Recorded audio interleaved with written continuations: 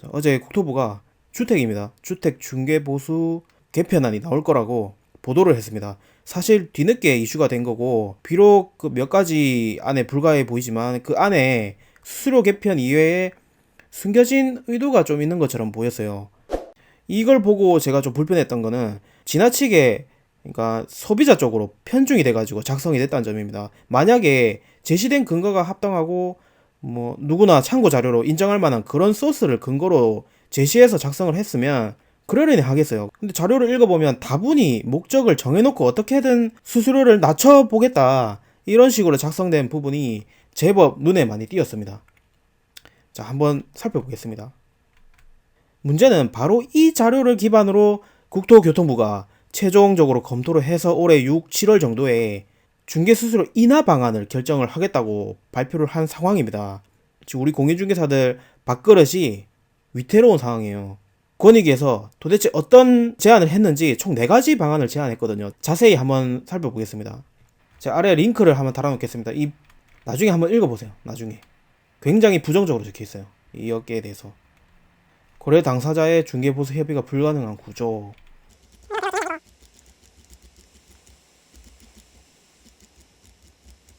자, 요겁니다. 정책 제안을 했습니다. 첫 번째 거는 종합소득세 누진 공제 방식을 활용한다, 이렇게 돼 있는데, 종합소득세 계산하는 방식으로 개편을 하겠다 이거예요. 그리고 저소득층 임차인에 대해서 수수료를 할인을 해주겠다, 이런 내용입니다. 거래 금액에 따라서 총 8단계로 구분을 하겠다고 해놨어요. 보면 0.7이 최고입니다. 기존에는 주택도 9억을 초과하면 0.9%를 받을 수 있었지 않습니까? 근데 최대 요율이 0.9가 아닌 0.7로 바뀌었어요. 임대차는 0.6으로 바뀌었습니다. 이것도 뭐 9억에서 12억 구간만, 만약에 12억을 초과하게 되면 이 초과하는 순간부터 수수료가 대폭 줄어서 0.4, 0.4부터 0.1까지 낮아집니다. 순차적으로. 실제로 계산을 해보면 9억 초과분부터는 기존에 받던 수수료보다, 그러니까 최고 수수료보다 40에서 50%까지 줄어드는 겁니다. 계산을 해보면 딱 거의 반팅을 했어요. 이 계산 방식은 간단합니다. 이게 좀 복잡해 보이는데, 예를 들어서 20억이다 그러면 요 구간이지 않습니까? 20억이면 20억 곱하기 0.4, 여기에다가 360만 원을 그냥 더하면 돼요. 그럼 딱 절반이 떨어집니다. 절반. 이 아래 구간도 분명히 손해입니다. 9억 초과분부터는 굉장한 손해가 예상됩니다. 어떤 식으로 계산하는지 나와 있어요. 밑에 보면 아까 제가 말씀드린 그 방식하고 똑같습니다. 제가 조금 의문인 거는 주거 취약층에 해당하는 임차인, 저소득층, 뭐 청년 세대, 신혼부부, 이런 분들이 집을 임차할 때는 중개 수수료 감면 혜택을 주겠다는 건데, 50%, 25%, 그러니까 100%도 있어요. 면제 대상. 이 재원은 각 지자체에서 부담하는 방식으로 보입니다. 개인적으로 좀 납득이 안 돼요. 저소득층한테 면제해주고 뭐 감면 혜택을 주자는 그런 취지는 알겠는데, 굳이 청년 세대랑 신혼부부한테까지 중개보수 감면 혜택을 줄 필요가 있을까 싶습니다. 물론 중개사들이 그 수수료를 까주는 게 아니라 지자체에서 대주는 거니까 뭐 겉보기에는 전혀 우리가 손해볼 건 없어요. 근데 개인적으로 혹시 감면해주는 대신에 뭐 예를 들어서 전자계약서를 사용한 그런 계약서만 이 혜택을 주는 식으로 고객이 요구하면 우리는 들어줄 수밖에 없게 돼 있어요. 이게 보면 의무로 돼 있습니다. 요구했을 때는 의무적으로 하게끔 그렇게 제한이 돼 있어요. 그러면 사실상 반강제로 전자계약서를 쓸 수밖에 없거든요.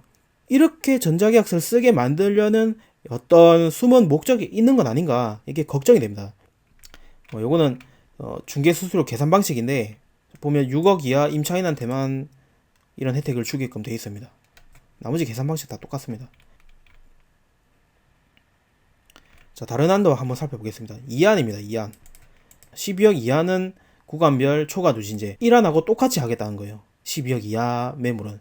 그러니까 12억 초과분은 상하한 요율 범위 내에서 협의를 하도록 하겠다. 쉽게 말해서 대부분은 1안과 똑같이 종소세 누진 방식이에요. 근데 12억 초과분부터, 자, 이걸 매매 건이거든요. 보시면 12억 초과분부터 최대 0.9%에서 협의로 돼 있습니다. 하한 요율이 있어요. 0.5에서 0.9%로 돼 있습니다. 이렇게 계산하고 또 660만 원을 더해주겠다 이거거든요. 협의해서 더해지니까 이거는 1안보다는 2안이 훨씬 나아 보여요. 첫 번째 거보다는. 그동안 정부가 추진해왔던 부동산 정책 추진 방향과도 상당히 일치하는 내용이거든요. 가장 거래가 많은 구간은 요 구간은 기존보다 수수료를 낮추고 비싼 매물은 그러니까 부자들한테는 수수료를 많이 매기는 방식인 것 같아요. 개인적으로 1안은 중개사들이 아마 반발이 좀 심할 것 같고 특히 서울에 계신 분들 아니면 뭐 부산 해운대라든가 부자 동네들 있지 않습니까? 각 도시마다 그런 데는 9억 넘는 게 많거든요. 이게 정책 추진 방향이랑 굉장히 일치하다 보니까 제 개인적인 생각으로는 이 안을 채택하거나 보완 이걸 좀 더 보완하는 방식으로 되지 않을까 싶습니다. 또 이게 보면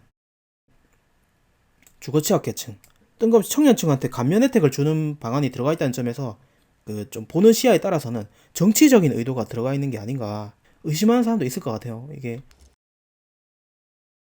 4만입니다. 4만은 그냥 수수료를 고정하는 거예요. 단일 요율제, 단일 정액제.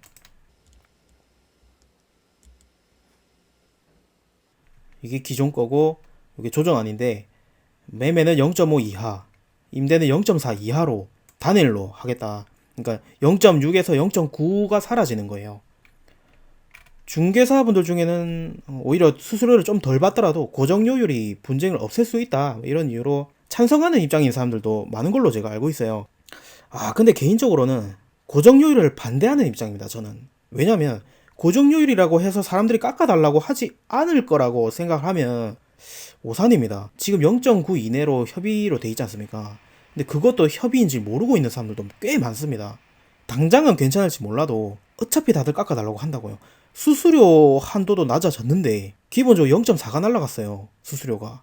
여기에 만약에 수수료를 깎아달라고 한다. 그러면 그 와중에도 자발적으로 수수료 또 깎아주는 사람들도 생기기 마련이에요. 뭐 반값 수수료 이런 거 하면서 계속 있습니다. 그런 사람들은. 시장을 교란하는 미꾸라지들은 어느 시장이든 다 있어요. 제가 조금 걱정인 거는 괜히 고정요율이라는 거에 혹해가지고 덥석 물면 자칫 이게 악수가 될 수도 있거든요. 한번 정해지면 다시 올리기가 힘듭니다. 거의 못 올린다고 봐야 돼요. 그러면 고정요율제라든가 대폭 낮아지는 방식은 이거는 공인중개사라는 직업 자체의 생존과 직결된다고 보면 돼요. 장기적으로.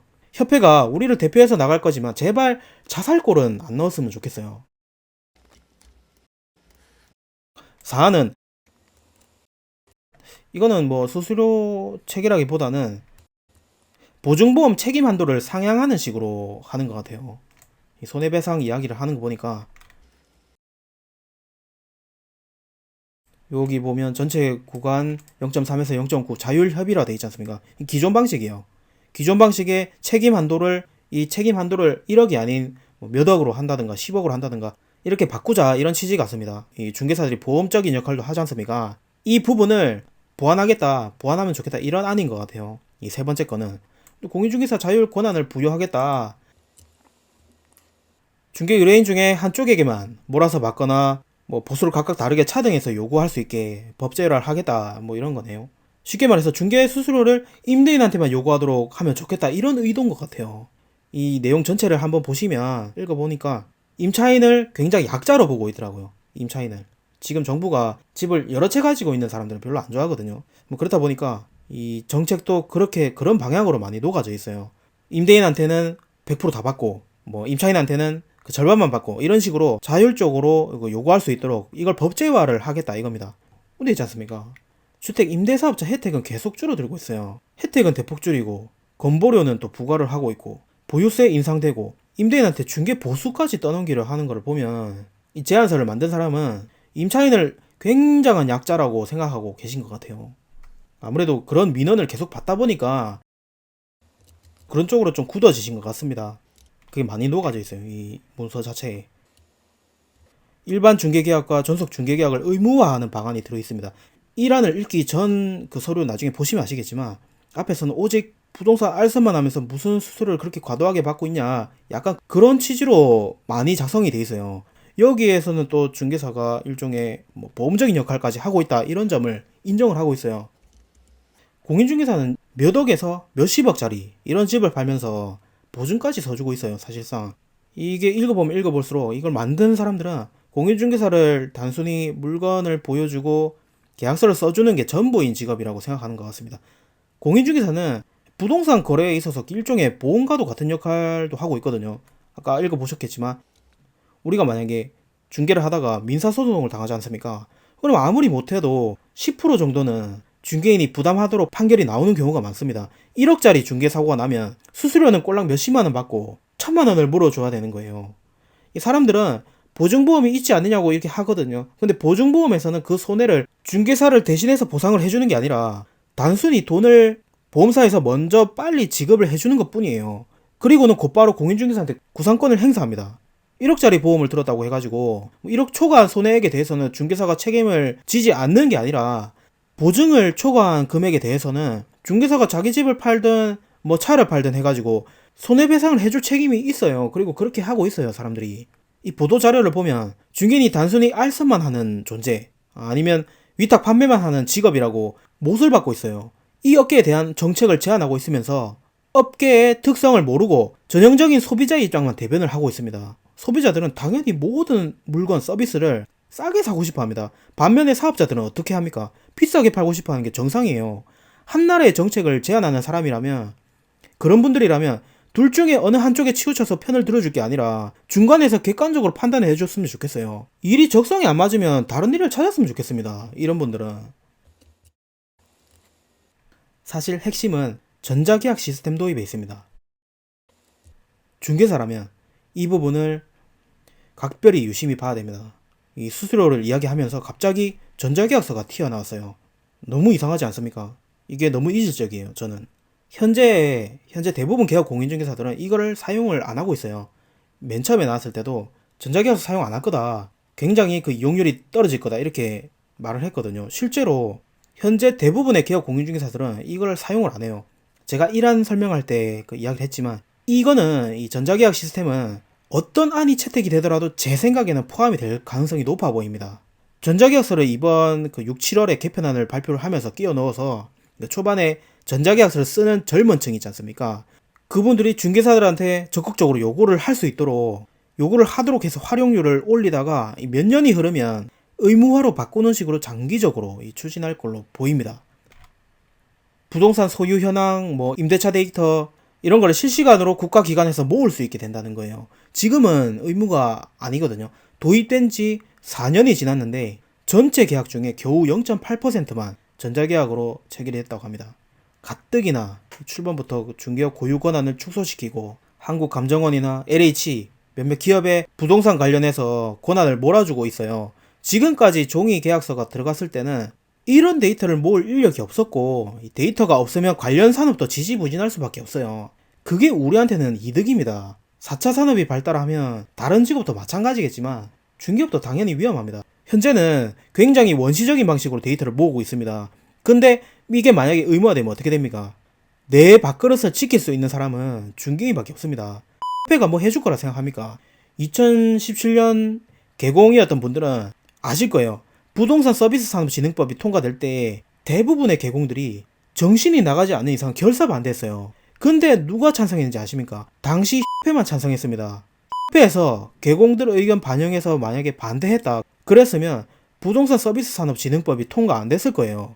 실제로 그 이전까지는 회도 같이 반대를 했었고 기존의 업계의 권리를 침해하는 법안이라고 계속 통과가 안 됐었어요. 그러던 게 회가 찬성하니까 그 피해를 받는 집단의 대표격인 회가 찬성을 하고 나서니까 이제 반대할 명분이 없어지지 않습니까? 그대로 한 방에 통과됐습니다. 이 법이 통과되고 그 다음 날인가 그날 저녁인가 제가 저녁에 밥을 먹는데 TV를 보고 있었거든요. 무슨 광고가 떴는지 아십니까? 은행이 만든 첫 번째 부동산 하면서 광고가 흘러나오더라고요.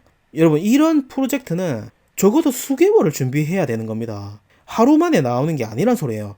광고 하나 찍는 데만 해도 모델을 미리 섭외를 해야 될 거 아닙니까?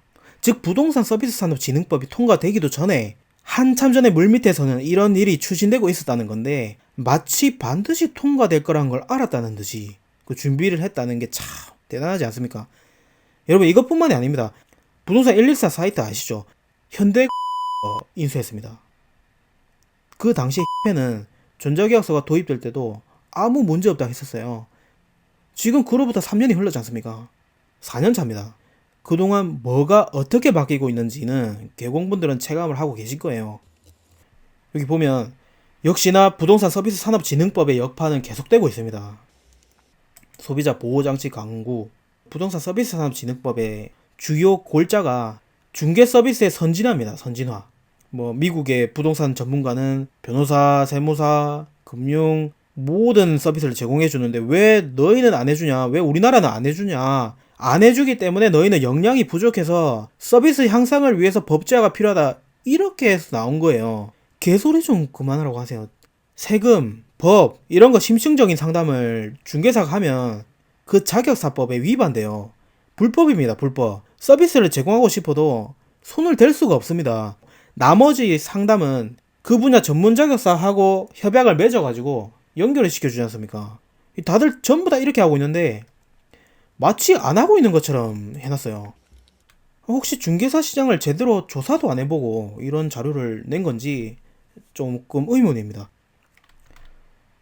그나마 다행인 거는 이게 주택만을 타깃으로 했다는 건데 답답할 따름입니다.